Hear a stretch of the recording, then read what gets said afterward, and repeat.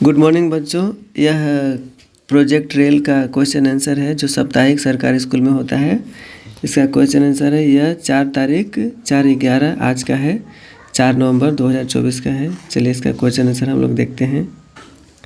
First है, उष्णकटिबंधीय घास स्थल का सामान्य जानवर कौन सा है? तो इसमें होगा फर्स्ट का जिराफ हो जाएगा। दूसरा है, उत्तरी अमेरिका में पाए जाने वाला प्रमुख घास का मैदान है। तो उत्तरी अमेरिका में जो प्रमुख घास का मैदान है उसको बोलते हैं प्रेयरी। यहाँ पर हम टिक लगा दिए हैं।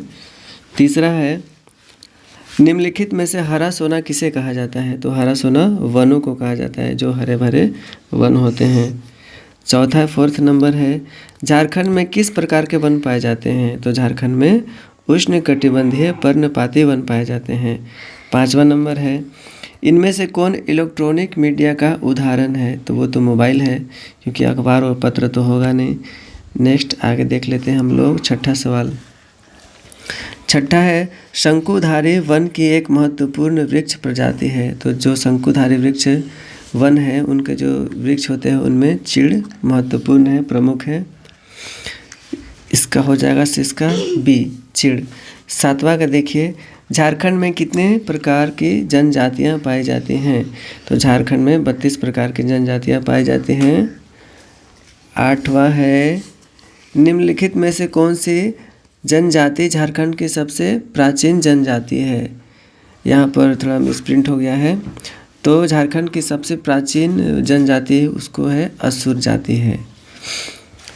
और नवा का है क्वेश्चन है, कौन जनजाति व्यापारी जनजाति है? तो जो बंजारा जनजाति है वे व्यापारी जनजाति है, व्यापारी जनजाति है।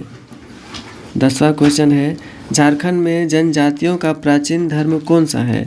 तो झारखंड में जनजातियों का, यहाँ पर बहुत मिसप्रिंट है, जनजातियों का प्राचीन धर्म है वो है सारना धर्म। अब यहाँ पर लघु उत्तरीय क्वेश्चन आंसर है, प्रश्न उत्तर, इसको देख लेते हैं। देवदार वृक्ष किस प्रकार के वन में पाए जाते हैं? तो इसका आंसर यहाँ दिया हुआ है, यहाँ से आप देख लीजिए। देवदार वृक्ष, देवदार के पेड़ शंकुधारी वनों में पाए जाते हैं। ये वन उत्तरी गोलार्ध के उच्च अक्षांशों में पाए जाते हैं और इन्हें टैगा भी कहा जाता है। इन वनों में चीड़, देवदार जैसे नरम लकड़ी पेड़ उगते हैं। 12 का क्वेश्चन है, संचार के कौन कौन से माध्यम हैं? 12 का उत्तर यहाँ देखिए। संचार के कई माध्यम हैं, जैसे मोबाइल, टेलीविज़न, समाचार पत्र, पत्रिकाएं, इंटरनेट, फैक्स, गूगल, यूट्यूब इत्यादि हैं। 13 नंबर हम लोग देख लेते हैं, सूचना का अधिकार अधिनियम 2015 के किन्हीं 2 प्रावधानों को लिखिए।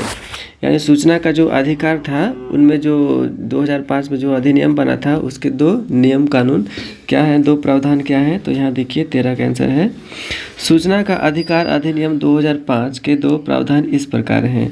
तो इसमें पहला है, इस अधिनियम के तहत केवल भारत के नागरिकों को ही सूचना का अधिकार मिलता है।